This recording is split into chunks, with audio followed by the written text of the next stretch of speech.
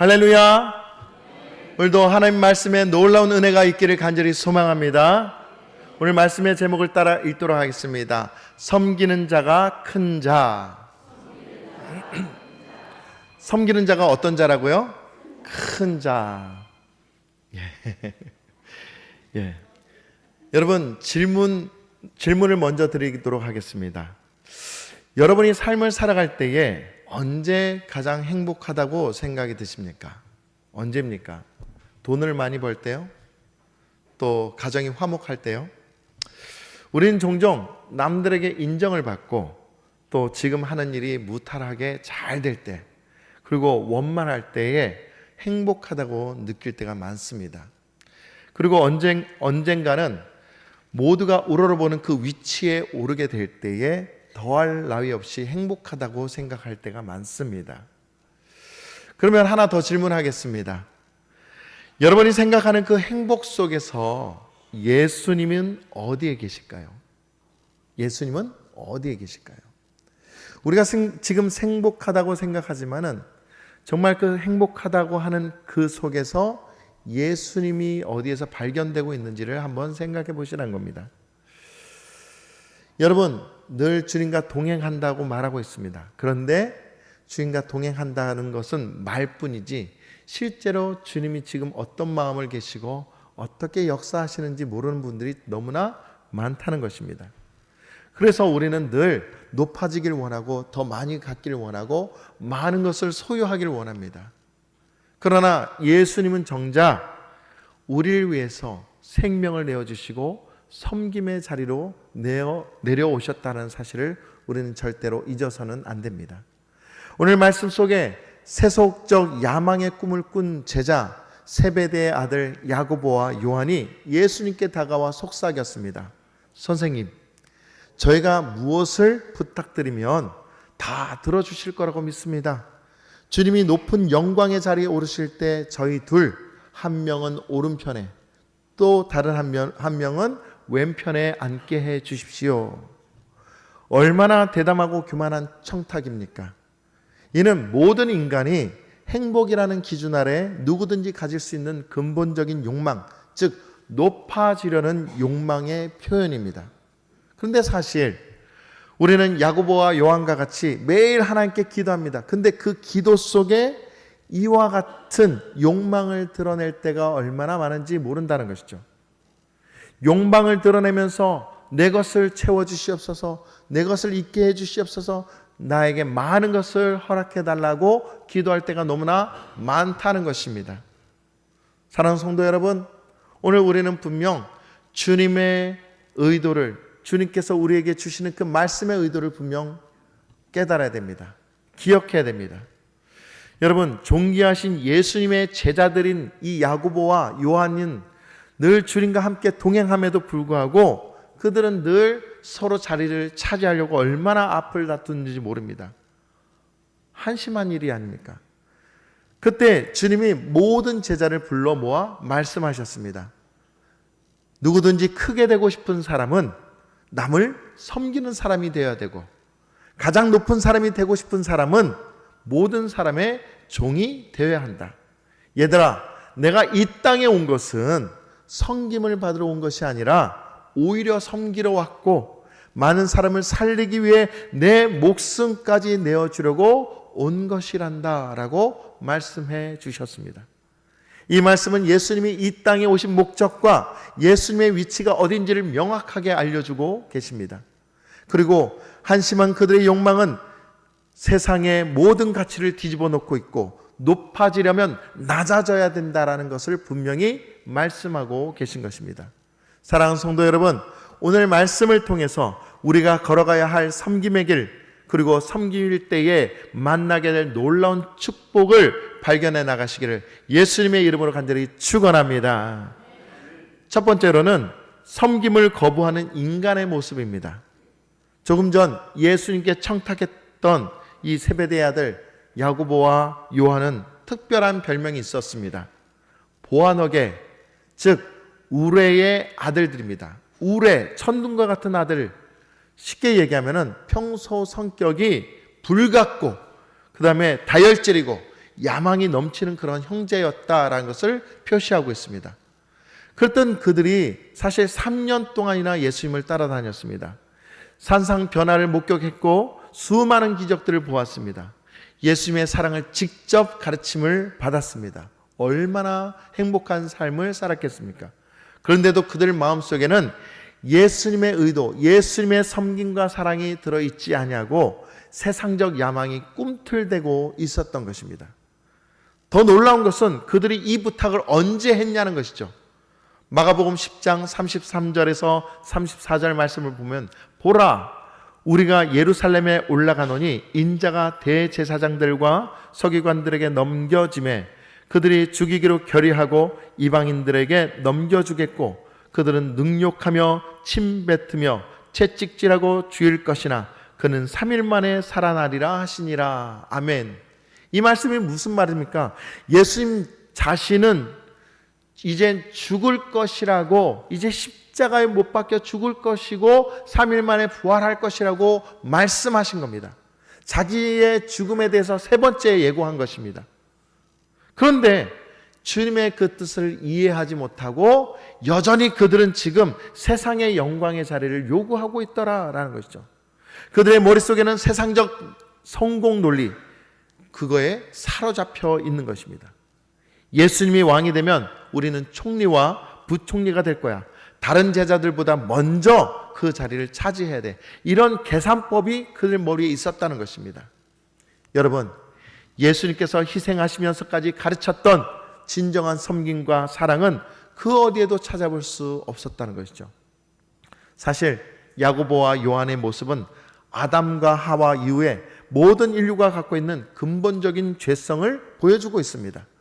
창세기 3장의 말씀을 보면은 뱀이 하와를 유혹할 때 뭐라고 했습니까? 창세기 3장 5절 말씀을 보면 너희가 그것을 먹는 날에는 너희의 눈이 밝아져 하나님과 같이 되어, 하나님과 같이 된다. 높아져서 선악을 알 줄 하나님이 아심이니라.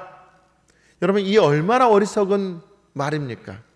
그런데 이 말에 대해서, 이런 욕심에 대해서 인간들은 여전히 아직까지도 하나님처럼 되려고 욕망을 부리고 또 스스로 높아지려고 갈망하고 세상에 인정받고자 얼마나 많은 일을 하는지 모릅니다. 그런데 이것이 바로 그 교만한 죄성에서부터 시작된다라는 것입니다.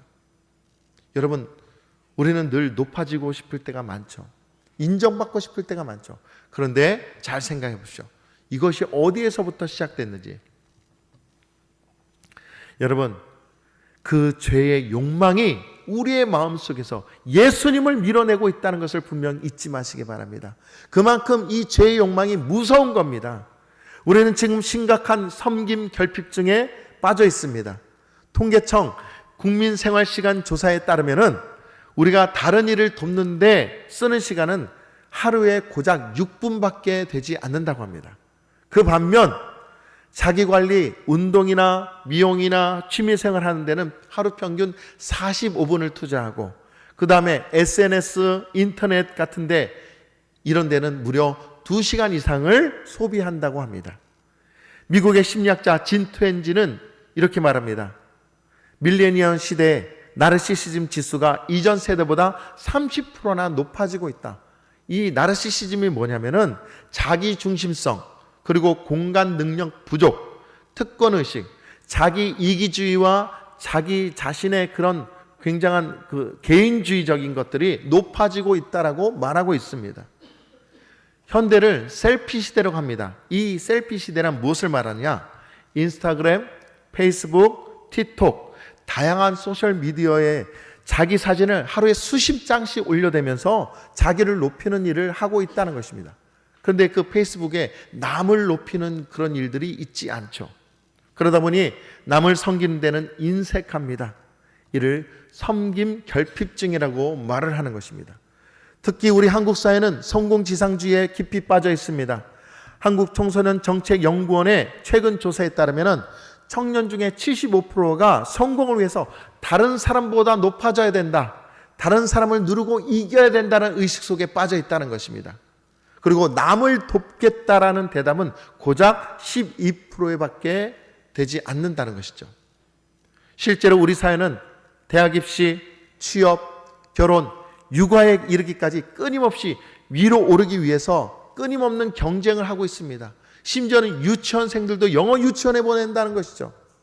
유치원생이 영어를 알면 얼마나 알까요? 안타깝게도 부모들조차도 자녀들에게 공부 열심히 해라, 좋은 대학에 가라, 좋은 직장을 잡아라고 얘기하지 남을 섬겨라, 낮은 곳에서 빛이 되어라 라고 말하지 않는다는 것입니다. 이런 현상은 교회에서도 마찬가지입니다.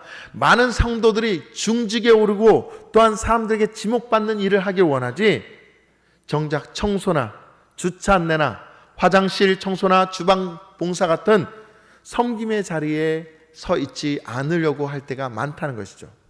사랑하는 성도 여러분, 주님께서 우리에게 말씀하신 그 가르침을 잘 기억합시다. 높아지려거든 낮아져야 되고, 으뜸이 되려거든 다른 사람을 섬겨야 된다는 이 말을 우리는 절대로 잊어서는 안 됩니다. 이것이 하나님께서 우리에게 주신 참된 진리요, 우리가 세상을 살아갈 수 있는 귀한 지혜임을 분명히 깨달아야 됩니다.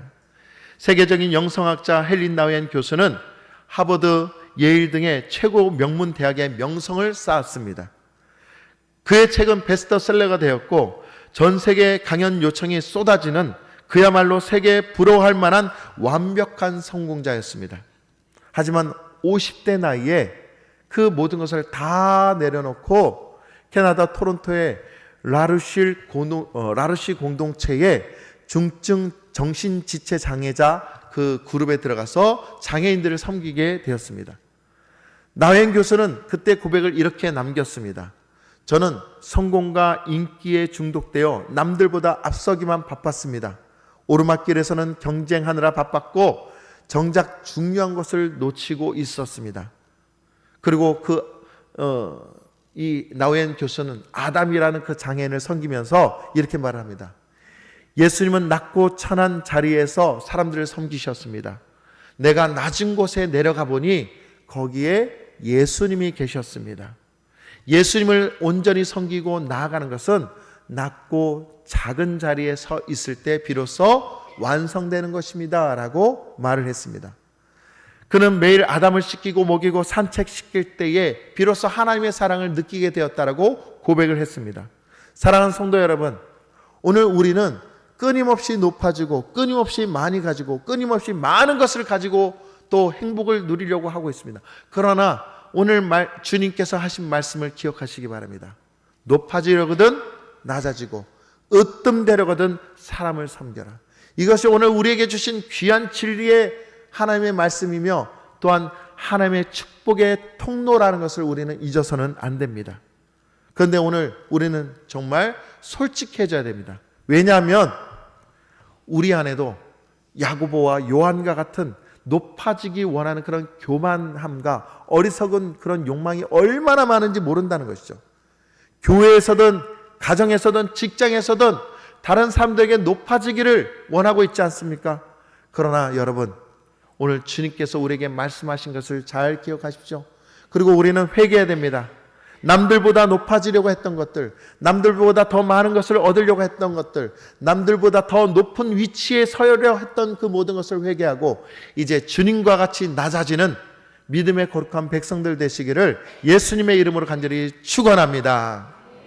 두 번째로는 섬김의 참된 의미와 가치입니다.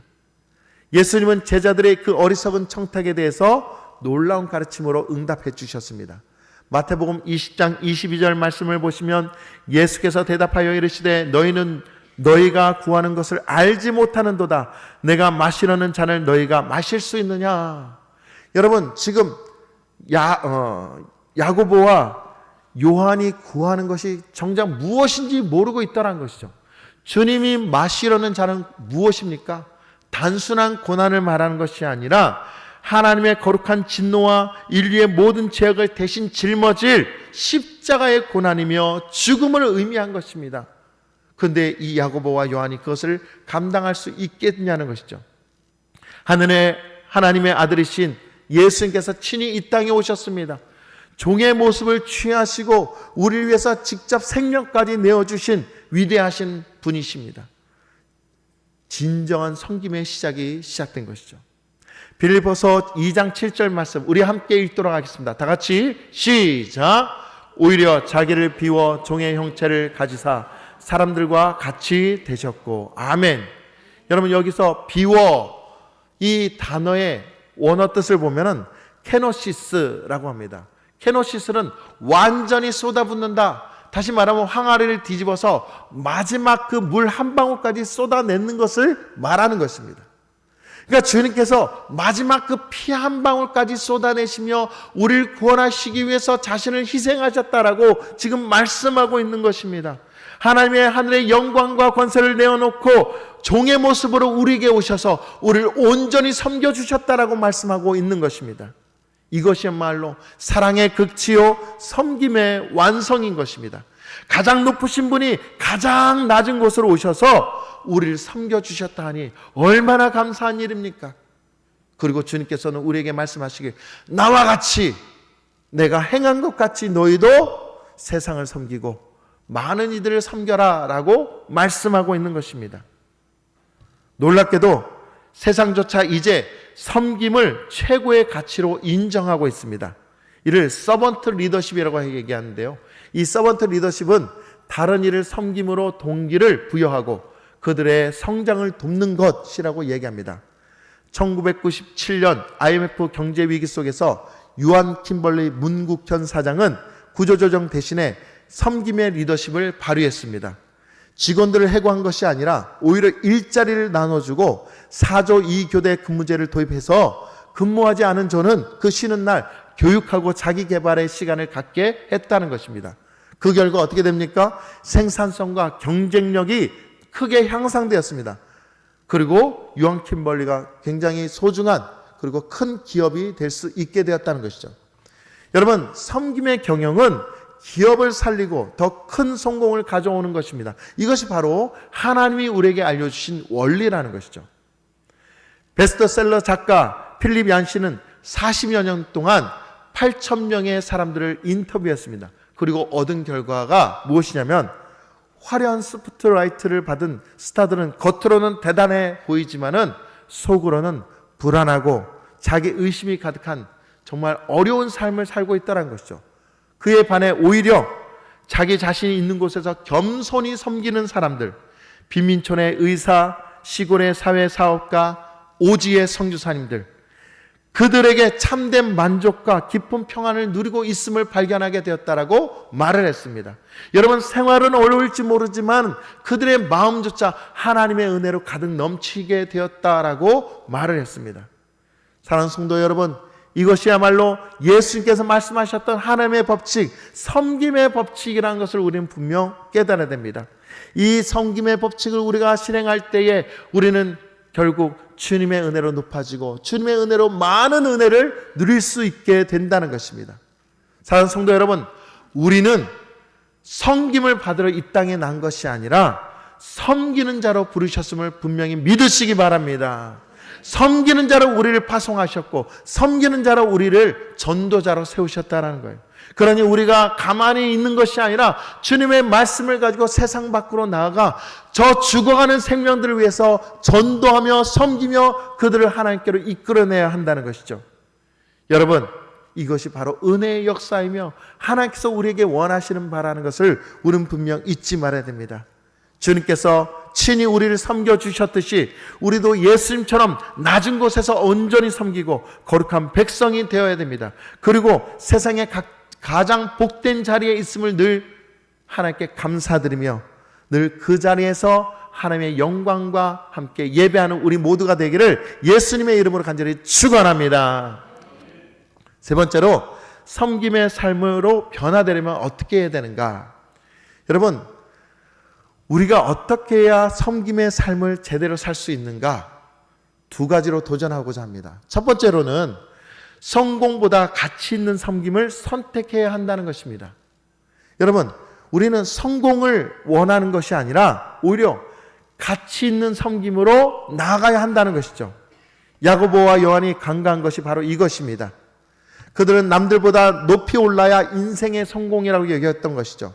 그러나 주님은 아까 말씀드린 것처럼 성공의 자리는 섬김의 자리에 있을 때 복을 받는다라는 것을 분명히 알려주셨습니다.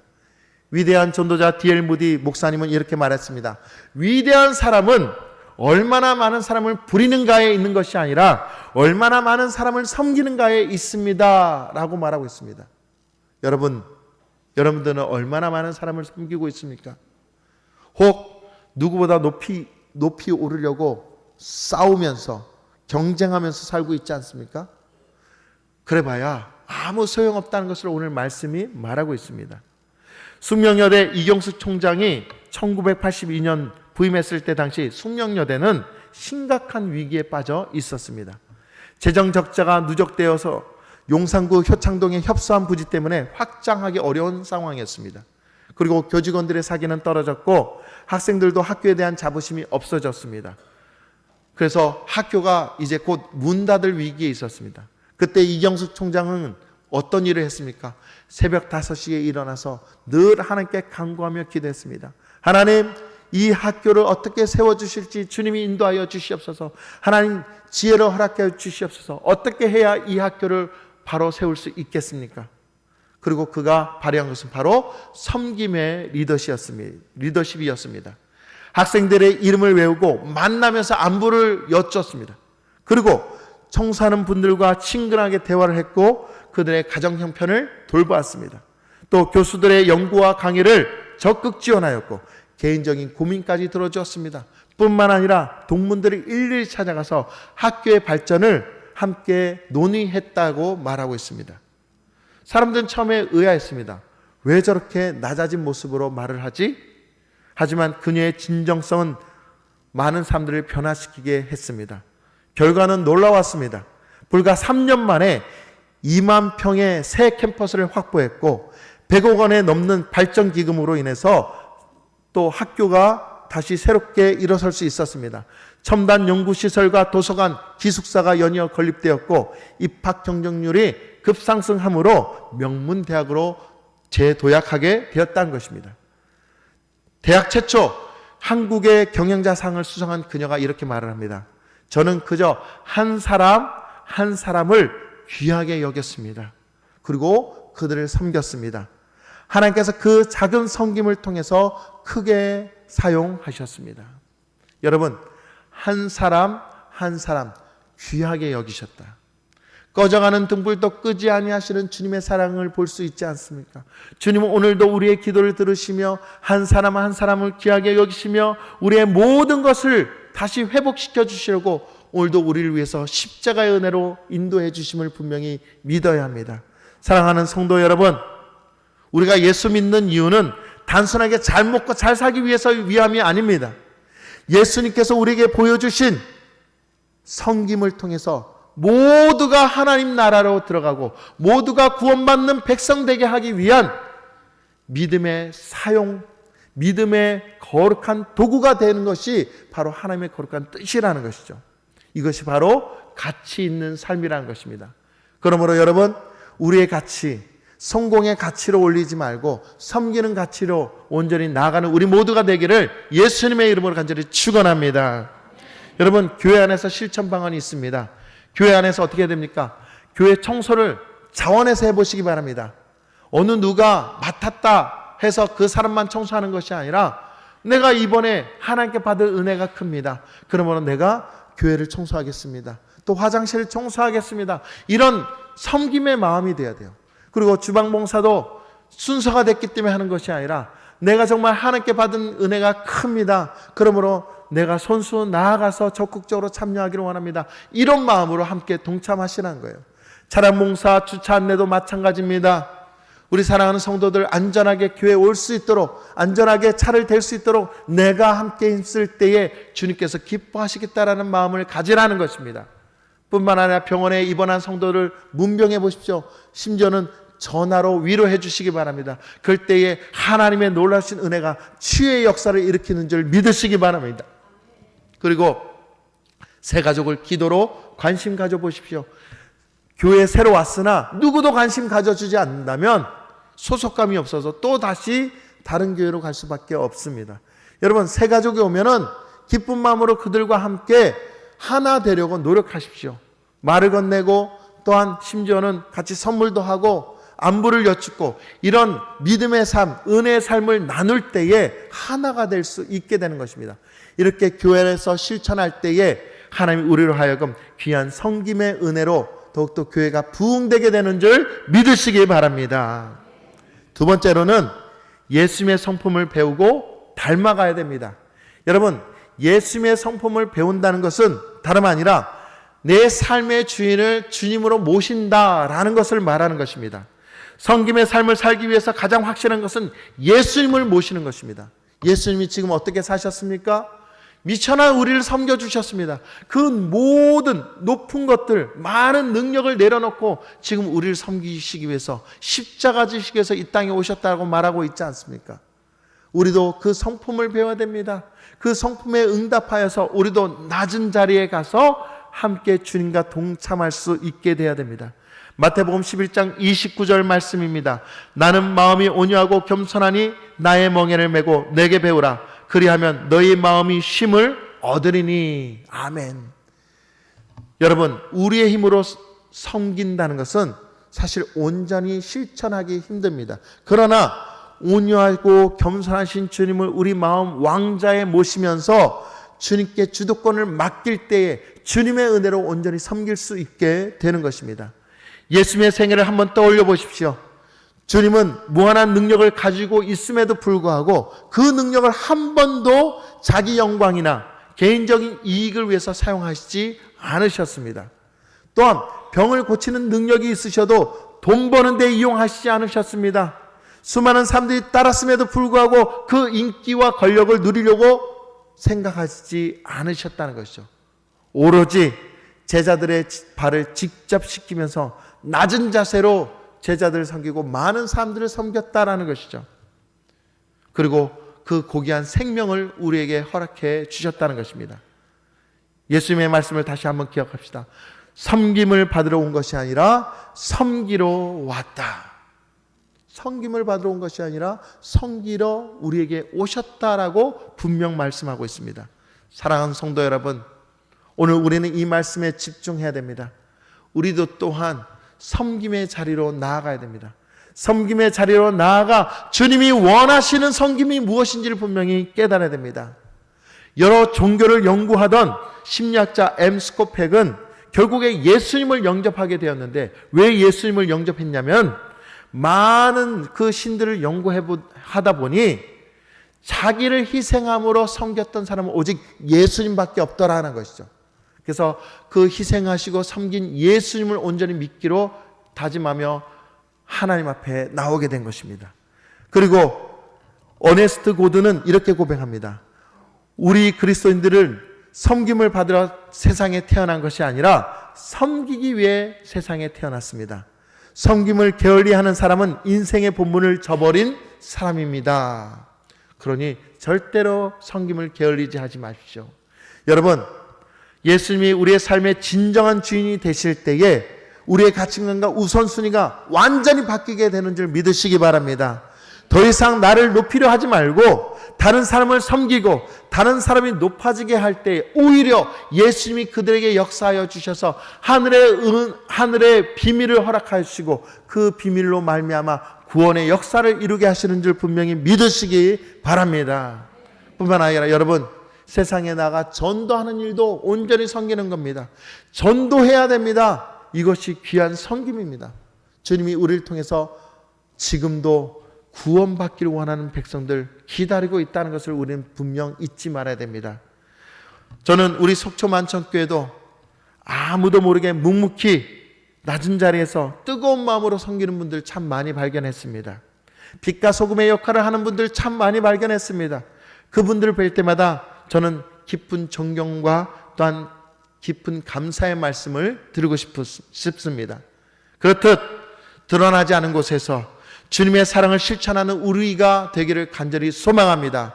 우리도 함께 섬김으로 말미암아 하나님의 놀라신 은혜가 우리 속초 만천교회를 부흥케 하시고 또 많은 사람들이 회복받는 귀한 정말 은혜의 교회가 되기를 예수님의 이름으로 간절히 축원합니다. 사랑하는 성도 여러분, 오늘 우리는 분명 깨달아야 합니다. 성공하고 싶습니까? 그리고 더 잘 되고 싶습니까? 그렇다면 섬기십시오. 우리 옆에 분들과 함께 나눕시다. 잘 섬기겠습니다. 또 이렇게 합시다. 진짜 섬기겠습니다. 그럼 이렇게 말합시다. 정말? 여러분, 이게 말로만 섬긴다고 되는 것이 아닙니다. 진짜 우리는 하나님이 기뻐하시는 섬김으로 나아가야 됩니다. 화가 나도, 마음에 짜증이 나도 그 섬김으로 말미암아 우리의 고집과 우리의 생각과 우리의 성질을 내려놓을 수 있어야 됩니다. 뿐만 아니라 주님이 오늘 주신 그 말씀을 잘 기억하십시오. 우리는 언제나 높아지고 많은 것을 가지려고 할 때가 많습니다. 그러나 주님은 그것이 아무 쓸데기 없다라고 분명 말씀하고 있습니다. 내가 너에게 원하는 것은 진짜 낮아져서 많은 사람을 섬길 때 하늘이 열리고 하나님의 거룩한 능력이 우리에게 쏟아지게 하는 것임을 분명 믿어야 됩니다. 마가복음 10장 43절 44절 너희 중에는 그렇지 아니할지니 너희 중에 누구든지 크고자 하는 자는 너희를 섬기는 자가 되고 너희 중에 누구든지 으뜸이 되고자 하는 자는 모든 사람의 종이 되어야 하리라. 여러분, 이 말씀 오늘 우리가 도전받고 이제 바꿔보시기 바랍니다. 내가 오늘 누구를 섬길까? 얼마나 많이 섬길까? 여기에 신경 써보시기 바랍니다.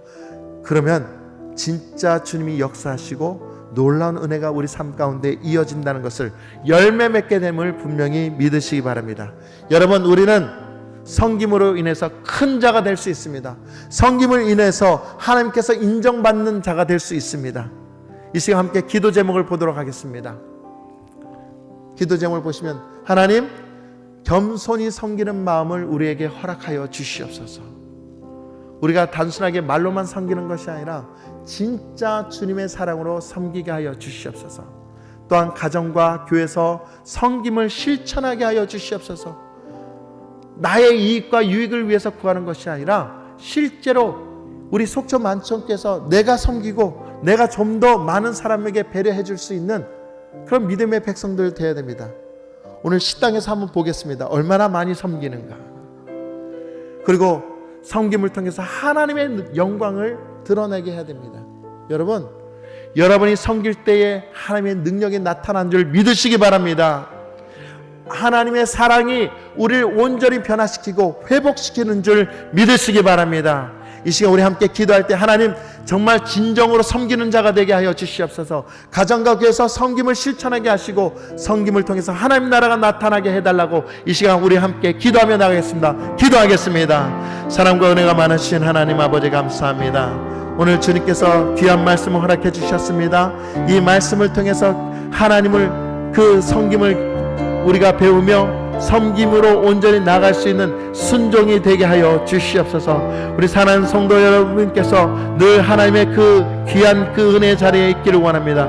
그럴 때에 날마다 주님을 만나게 하시고 주님을 주인으로 만나며 그 섬김을 통해서 귀한 향기를 발할 수 있는 믿음의 백성들로 일어나게 하여 주시옵소서. 우리 속초 만천교회가 먼저 섬기는 교회가 되게 하여 주시옵소서. 속초 만천교회가 소고자 함이 아니라 섬김으로 으뜸되는 믿음의 교회가 되게 하여 주시옵소서. 죽어가는 생명들을 살리게 하시고 그들을 온전히 이끌어낼 수 있도록 도와주시옵소서. 그래야 하나님께서 깊은 그 은혜로 말미암아 많은 영혼뿐만 아니라 이 지역을 온전히 살릴 수 있게 도와주시옵소서. 아버지의 그 사랑으로 말미암아 정말 주님께서 기뻐하시는 나라가 이루어질 수 있게 하여 주시옵소서. 감사드리며 예수님의 이름으로 기도드리옵나이다. 아멘. 사랑과 은혜가 많으신 하나님 아버지 감사드립니다. 오늘도 섬김에 대한 말씀을 듣고 우리가 결단하여 나가기를 원합니다. 주여, 우리가 먼저 발을 씻게 하여 주시고 먼저 섬기게 하여 주시고 먼저 하나님의 사랑을 실천할 수 있도록 도와 주시옵소서.